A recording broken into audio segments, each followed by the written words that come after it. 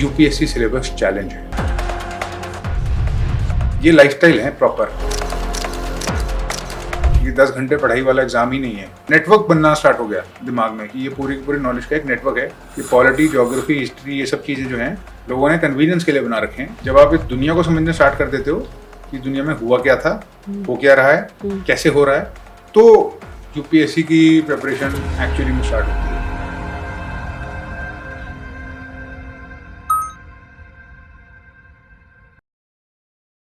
Welcome Shilpa. Thank you sir. UPSC में आने का डिसीजन क्यों लिया आपने? सर यूपीएससी में आने का डिसीज़न मैंने सिर्फ इसलिए लिया कि मेरे खुद के फैमिली मेम्बर में मेरी खुद की आंटी हैं, उनके साथ कुछ ऐसा हुआ जिसने मुझे झकझोर दिया कि उनके साथ ये चीज़ क्यों हुई। तो ये आपने एक्सपीरियंस करा कि भी ये मतलब this is the situation. Yes. और यू आर पावरलेस, आप कुछ कर नहीं पाए इस चक्कर में। यस। तो इस इंसिडेंट ने आपको यूपीएससी की तरफ मोड़ा क्योंकि आप चाहते थे कि ये अथॉरिटी और पावर यू शुड हैव, ताकि आप ये प्रिवेंट कर सको और बाकी के साथ ये ना। Yes sir. ये आपका मोटिवेशन है। Yes sir. यूपीएससी के बारे में कितना जानते हो आप?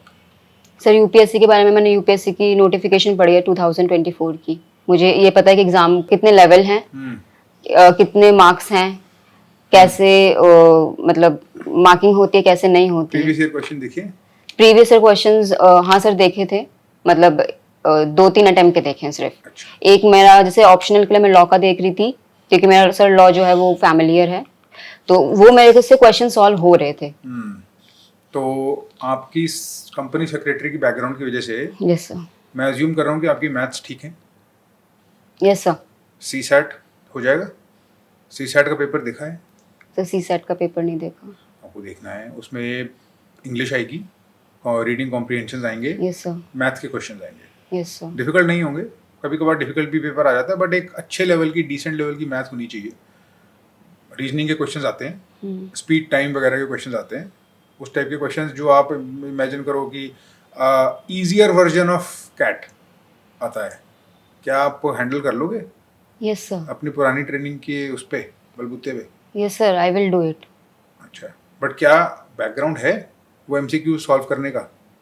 जिसने कंपेरेटिव एग्जाम दे रखे होते हैं उसको तो आदत होती है। चलो, क्या आदत में है हम? क्या हम कर लेते हैं कि हमको जीरो से स्टार्ट करना पड़ेगा? सीसैट मैथ के सारे क्वेश्चन देखने पड़ेंगे? सर मैं जीरो से स्टार्ट करूंगी, हर कोई जीरो से स्टार्ट करता है सर। अच्छा। I will do it, I have to do it.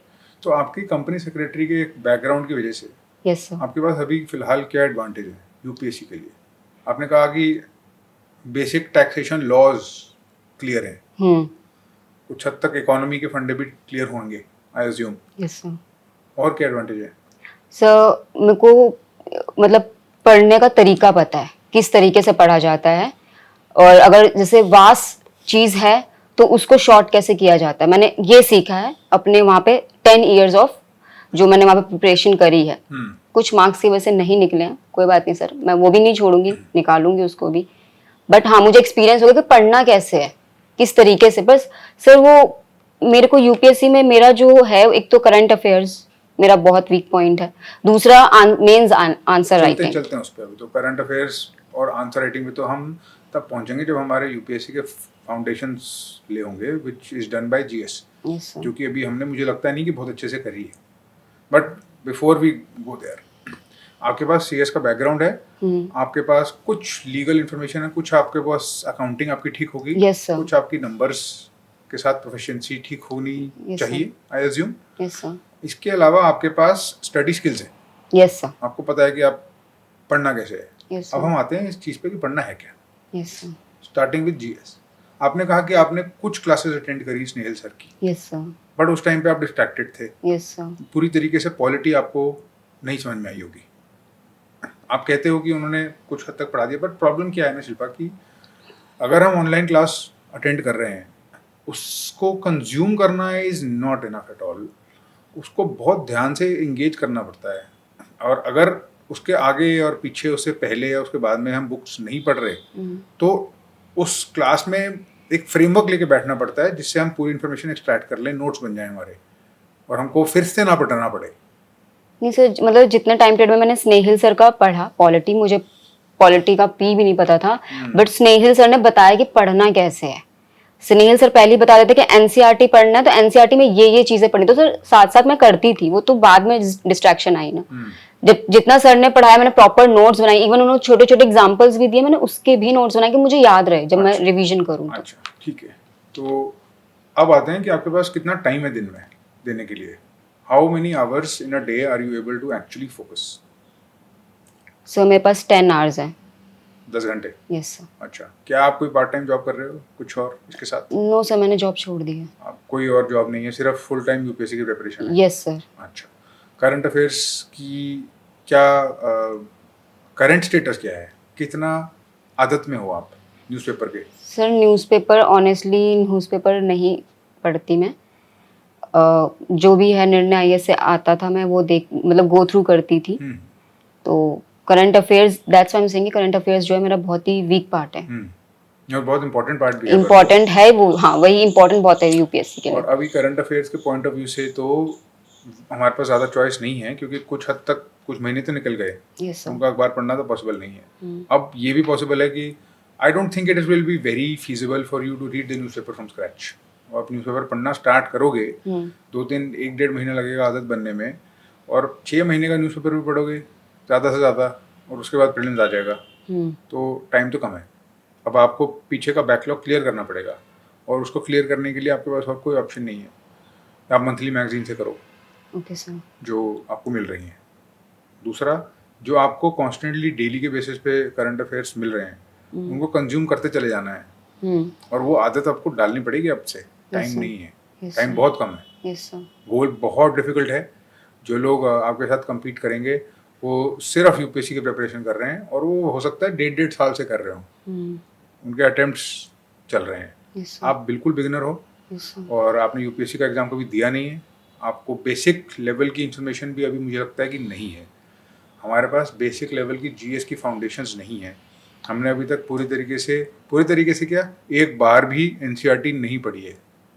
हमने करंट अफेयर्स की आदत नहीं डाली। यूपीएससी का पूरा एग्ज़ाम एक लाइफ स्टाइल की तरह होता है। आप थोड़ी देर के बाद हो ही जाएगा आपको रियलाइज़ कि ये लाइफस्टाइल है प्रॉपर। ये 10 घंटे पढ़ाई वाला एग्ज़ाम ही नहीं है। ये ऐसी चीज़ है जो सारा टाइम दिमाग में चलती है, और सिर्फ दिमाग में ये नहीं चलता कि क्लियर करना है। दिमाग में ये चलता है कि आज क्या करना है, वो हो क्यों नहीं रहा है। तो उसके बिल्कुल डेप्थ में घुसना पड़ेगा, और वो डेप्थ है academic. We have to dive into the history, we have to dive into the polity and the geography. फिर जाके धीरे धीरे हम ऑप्शनल पे पहुंचेंगे, मेंस की आंसर राइटिंग स्टार्ट होगी, सब कुछ होगा। बट उस स्टेज पे अब अभी हम है ही नहीं। अभी हमको जीएस के फाउंडेशंस बनाने हैं सबसे पहले। अब आप क्या करोगे, एक यूपीएससी सिलेबस चैलेंज है। आप यूपीएससी सिलेबस को अच्छे से पढ़ोगे, और आपको एक बार नहीं 4 बार पढ़ना है उसको। You will read every single word as if your life depends on it. जितनी आपको मोटिवेशन है ना, कि आपको लगता है कि भाई you want to become somebody जिसके पास पावर हो, अथॉरिटी हो, उसका फर्स्ट स्टेप यही है कि जो नोटिफिकेशन दी है उन्होंने, और जिन टॉपिक्स को वहाँ लिस्ट किया है, उनको एक बिल्कुल डिटेल में पता होना चाहिए कि क्या है, लिखा क्या है। That is the bare minimum foundation. वहाँ से फिर बिल्डअप करना स्टार्ट करेंगे हम। आपने पढ़ना है यूपीएससी सिलेबस ध्यान से। इकोनॉमी के आगे क्या लिखा है, हिस्ट्री के आगे एग्जैक्टली क्या क्या लिखा है उन्होंने। आपके पास एक बेसिक लेवल की बुक लिस्ट होनी चाहिए। आप चाहो तो आप निर्णय आईएएस का कंटेंट यूज़ करो, आप चाहो तो आप एनसीईआरटी से स्टार्ट करो। मेरे हिसाब से NCERT is a good starting point, क्योंकि स्टैंडर्ड है और सरकारी है, तो उसके बिना तो वैसे ही कोई वो है नहीं। तो it is a foundational thing, you need to start from NCERT. मुझे नहीं लगता कि हम करंट अफेयर्स वाली स्टेज पे अभी हैं, और अभी से लेकर 1 महीने तक हमारे पास करंट अफेयर्स के लिए टाइम मुझे लगता नहीं होगा। अभी से लेकर 1 महीने तक हमको जीएस के फाउंडेशन बनाना है अपने सबसे पहले, starting with UPSC syllabus. UPSC syllabus के अंदर जीएस, फोकसिंग ऑन प्रीलिम्स। अभी मेन आंसर राइटिंग के लेवल पे हम नहीं है, अभी हम आएंगे 1-2 महीने के बाद, पहले जब से कुछ बेस बन जाए। यूपीएससी सिलेबस को करने के लिए एक टूल है, यूपीएससी सिलेबस चैलेंज, जो मैंने बनाया था। आप अगर फ्री मेंटरशिप प्रोग्राम में हो तो उसमें भी एक असाइनमेंट है वो। yes, और वैसे भी आपको मिल जाएगा आपके मेंटरशिप हब पे, वो you will find that UPSC syllabus के जितने भी कीवर्ड्स है ना, सारे के सारे कीवर्ड्स एक के बाद एक लिस्टेड हैं, और एक एक्सरसाइज है जो आपको बोलती है कि इस कीवर्ड पे सर्च करा जाए, थोड़ा सा गूगल सर्च करा जाए, गूगल इमेजेस देखी जाए, गूगल न्यूज़ देखी जाए, ये क्या है, क्यों न्यूज़ में है, किस वजह से यूपीएससी के सिलेबस में है ये। वो एक बेसिक लेवल की इंट्रोडक्शन हर एक कीवर्ड के साथ होनी चाहिए सिलेबस की। वो बताता है कि आपको कि किस टाइप की पढ़ाई मुझे करनी है, किस लेवल की, कहाँ कहाँ पे है वो सब कुछ। Yes sir. हिस्ट्री भी, पॉलिटी भी, इकोनॉमी भी, क्योंकि अगर आप पॉलिटी भी पढ़ोगे जैसे, तो बहुत हद तक करंट अफेयर से कनेक्टेड ही है, you will not be able to disconnect them. Yes sir. But current affairs की अलग से तैयारी करना और इसकी अलग से तैयारी करने का कोई स्कोप नहीं है। तो सबसे पहले यूपीएससी सिलेबस चैलेंज आपका एक टास्क है, इसको करने के बाद आप मुझे बताओगे कि ये हो गया है, और उसकी जो रिपोर्ट है, देयर इज अ फॉर्मेट मैंने क्रिएट किया था, वो you will have to send me that report भर के, फिल इन द ब्लैंक है वो बहुत लंबा सा, आपको भर के मुझे भेजना होगा, तब जाके हम मानेंगे कि वो एक्चुअली में हुआ है। ये तो है आपका पहला काम, अगर आपको एक्चुअली में ये काम यूपीएससी करना है तो। वो हो जाने के बाद हम आएंगे एनसीईआरटीज़ पे। एनसीईआरटी से हम स्टार्ट करेंगे जिस सब्जेक्ट पे आपका मन है या जिस सब्जेक्ट की क्लासेस चल रही हैं। पर अगर किसी सब्जेक्ट की क्लास स्टार्ट होती है, सपोज पॉलिटी तो ठीक है, थोड़ा सा पीछे छूट गया, कोई बात नहीं, पॉलिटी के लिए वैसे भी लक्ष्मीकांत ही पढ़ते हैं लोग। Yes sir. Normally such NCERT बहुत ही बेसिक लेवल की हैं उसकी। So will start with whatever subject is next. I think history is next, और I think geography is next for you in your study. So history है ना, तो history की एनसीईआरटी पढ़ के बैठनी है हमको क्लास में। Okay sir. हमको हिस्ट्री की एनसीईआरटी पढ़ के इसलिए बैठनी है क्योंकि जब क्लास हो वहाँ पे, जब भी लेक्चर होगा, वो lecture should be the last time you hear about that. हमारे पास उसके बाद पढ़ने का टाइम नहीं है, उसको पढ़ के बैठेंगे, उसके कुछ हद तक नोट्स बना के बैठेंगे। हमको पता होना चाहिए कि किस टॉपिक पे बात होनी है, और जब टीचर हमको पढ़ाए तो हमारे पास ऑलरेडी फेमिलियरिटी हो, हमको पता हो कि अच्छा किस चीज़ में जा रहे हो, ताकि जब वो डिटेल्स दे हमें या हमको एनालिसिस बताएं जो किताब में नहीं है, उसको हम कैप्चर कर पाएँ। वो ज़रूरी है, पढ़ के बैठना है। तो सर पॉलिटी का भी बैकलॉग कवर ना, बैकलॉग देखते हैं बाद में। ठीक है, अभी हिस्ट्री से अभी जैसे जो सपोर्ट मिल रहा है हमको from the coaching, from the classes, वो सपोर्ट को पूरी तरह यूज करना है, क्योंकि हिस्ट्री पॉलिटी एक जैसे ही है, दोनों ही करने पड़ेंगे, ऐसे तो देयर इज नो एस्केप। अब थोड़ा सा इंपॉर्टेंट पॉलिटी ज़्यादा इंपॉर्टेंट है, but we will get there, पहुंचेंगे हम, एक एक करके कर रहे हैं। अभी जो भी सिचुएशन है उस हिसाब से डील करेंगे इसको। सबसे पहले हम हिस्ट्री करेंगे और एनसीईआरटी को पढ़ के बैठेंगे क्लास में सबसे पहले। दूसरा, हमारे पास इतना टाइम शायद नहीं है कि हम पूरी की पूरी वेट करें, वो पूरा का पूरा साइकिल चले, हिस्ट्री खत्म हो। हमको थोड़ा सा आगे चलने की ज़रूरत है। पहले हफ्ता 10 दिन उनकी क्लासेस आप अटेंड करो। ऑब्वियसली हिस्ट्री में वो एंशिएंट हिस्ट्री से स्टार्ट करेंगे, इंडस वैली सिविलाइजेशन होगी, उसके बाद धीरे धीरे ही will go on to the Aryan age and Vedic period, and everything will happen subsequently. You need to know what he's going to talk about in every class. Okay, sir. That is one. Yes, sir. Second, you go to the current affairs after that, after 1 month. When I say current affairs, I mean कुछ हद तक आपको पता होना चाहिए कि जो सबसे बड़े themes हैं इस साल के, वो क्या हैं, क्या रहे हैं न्यूज़ में। सब मंथली मैगजीन्स कवर करती हैं उसको। मोर और लेस करंट अफेयर्स सेम ही होते हैं, हर किसी में डिटेल्स का कुछ कुछ फ़र्क होता है, उससे हमको कोई फ़र्क नहीं पड़ना चाहिए। हम अभी उस लेवल पे नहीं है कि हम बहुत बारीकी में फाइन ग्रेन्ड चीज़ें, क्वेश्चन पूछें कि इसकी बेटर है या उसकी बेटर है। सबकी मोर और लेस एक जैसी ही होती है, और हमको वो पढ़नी स्टार्ट करनी है, but one thing at a time. अभी फिलहाल इतना ही एकेडमिक। जब अगली बारी बात होगी तो इसकी प्रोग्रेस को रिव्यू करके आगे बढ़ेंगे। Okay sir. तो जस्ट टू सम अप कि हम अभी क्या कर रहे हैं। सर आपने मुझे एक टास्क दिया है, यूपीएससी चैलेंज। सबसे पहले मुझे वो करना है, सिलेबस पहले वो मुझे वो करना है। देन अभी मुझे हिस्ट्री पे आना है, एनसीईआरटी करना है। एनसीईआरटी करना है, क्लास से एक कदम आगे चलना है, एक कदम आगे चलना है, कि जो क्लास में पढ़ाया जाए मुझे पता हो कि वो चीज़ क्या समझा रहे हैं। बिल्कुल। सो अभी दो टास्क हैं, और उसके बाद करंट अफेयर्स के लिए अगर बीच में टाइम मिले तो आपको अब सीधा मैगजीन्स उठानी है, मंथली मैगजीन्स, क्योंकि आपके पास पीछे के बैकलॉग करने के लिए टाइम नहीं है। आगे की न्यूज़पेपर भी बहुत स्पीड से आएंगे और बहुत स्पीड से जाएंगे, और अगर बेस नहीं है तो न्यूज़पेपर की भी डजंट मेक सेंस। एक बारी जब पॉलिटी पढ़ लेते हो, जब ज्योग्राफी पढ़ लेते हो, इकोनॉमी पढ़ लेते हो, तब समझ में आता है कि ये क्या है, व्हाट इज गोइंग ऑन। अगर हमारे पास 1-1.5 साल होता तो हम अभी न्यूज़पेपर कर रहे होते डिलीजेंटली, तो हम डेली कर रहे होते हो और डेली उसका एक टास्क होता है हमारे पास और उसको करने के तरीके हैं, उसको करने के टूल्स भी बहुत सारे मैंने बनाए थे, वो सब हमारे पास होते, बट अभी हमारे पास उसके लिए टाइम नहीं है। Yes, तो sir. फर्स्ट थिंग्स फर्स्ट, ना सीसैट ना आंसर राइटिंग ना कुछ, अभी हम जीएस से स्टार्ट करेंगे। वी आर सिटिंग इन मोर और less November. Yes, sir. November. Time is very short, but we'll do what we can. November to December, Yes, 2 sir. महीने आपके पास Yes, sir. जीएस की फाउंडेशन पक्की करने के लिए। Yes, sir. 2 महीने का मतलब लगभग 60 दिन, 60 डेज। आपके पास जीएस में लगभग 5 सब्जेक्ट्स, 5 ही हैं, history, polity, environment, economy, geography, Yes, sir. यही हैं। अगर आप 60 को 5 से डिवाइड करो तो क्या होगा? Sorry, sir. 60 days divided by 5 is how much? 12. 12. Yes, sir. तो 12 दिन एक सब्जेक्ट के लिए। Yes, sir. एक सब्जेक्ट में जैसे फॉर इंस्टेंस हिस्ट्री 3 एनसीईआरटी है, 3 एनसीईआरटी है। Hmm. 12 दिन में 3 एनसीईआरटी करने का मतलब एक दिन में 4 दिन में एक NCERT, Yes, sir. That is not easy. तो आपके पास टाइम बिल्कुल नहीं है। अब हमको आपकी जितनी भी स्टडी स्किल्स हैं, जितनी भी मोटिवेशन है, जितनी भी इमोशनल एनर्जी है, लगा के ये काम खत्म कर देना है। Oh, sir, NCERT, I have to start from 6th to 12th. I हाँ। have to cover this, no? Well you can cover, so we can do the subject to subject. Okay. हर किसी को ब्लैंकेट करने की जरूरत नहीं, मुझे नहीं लगता there is no point in covering 6th to 12th for geography. Go straight to 11th and 12th Okay. Physical geography. Okay, sir. Basic textbook है वो और क्वेश्चन उसमें से आते हैं। Yes, for sir. History no need of going to 6th to 12th, go straight to 11th and 12th। Okay, sir. Ancient, medieval, modern being the most important Okay, sir. Obviously. Okay, sir. हालांकि अब predictability बड़ी कम है, कभी ancient से ज़्यादा आ जाते हैं, कभी मिडिवल से क्वेश्चन ज़्यादा आ जाते हैं, बट हम मॉडर्न पे ज़्यादा फोकस करेंगे।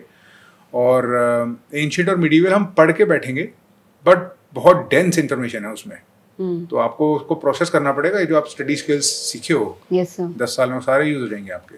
Okay, sir. अच्छे से सिस्टमेटिक तरीके से होना चाहिए। अगर हम नोट्स खुद बना पाते हैं तो ठीक है, नहीं बना पाते तो फिर जो भी हमको स्टडी मटेरियल मिलता है उससे हमको काम चलाना पड़ेगा। बट अब ये मान के चलो कि आफ्टर 2 months जब हम नेक्स्ट कॉन्वर्सेशन करें, मैं आपसे कुछ क्वेश्चन पूछूं एनसीईआरटी का, तो वो आपको पता होना चाहिए, आपको याद होनी चाहिए चीज़। मैं आपसे पूछूं एल नीनो क्या होता है, मैं आपसे पूछूंगा कि प्राइम मेरिडियन कहाँ से निकलता है, आपको पता होना चाहिए। Okay, sir. उस लेवल की प्रिपरेशन की मैं बात कर रहा हूँ। Okay, sir. 2 महीने लगेंगे। उसके बाद हमारा काउंटडाउन स्टार्ट होगा न्यू ईयर से Okay, sir. मई तक। Yes, sir. 5 महीने होंगे हमारे पास लगभग। Yes, sir. उसमें बिल्कुल 5th गियर पे गाड़ी चलानी पड़ेगी। We will have to be very very rigorous, very aggressive, very thorough, and you will have to by that time have everything under your control. And we will, I don't know when we will be able to do answer writing. कोशिश करेंगे आपकी progress evaluate करके कि कुछ start हो जाए, but अभी हो सकता है वो ना हो, राइट? Yes, sir. तो ये प्रोग्रेशन दिख रही है शिल्पा। ये तो हो गई आपकी प्रिपरेशन की बात। इससे पहले जो थी वो थी आपके मोटिवेशन की बात और आपके रीजंस की बात। आपके घर का जो एनवायरनमेंट है वो मैटर करेगा।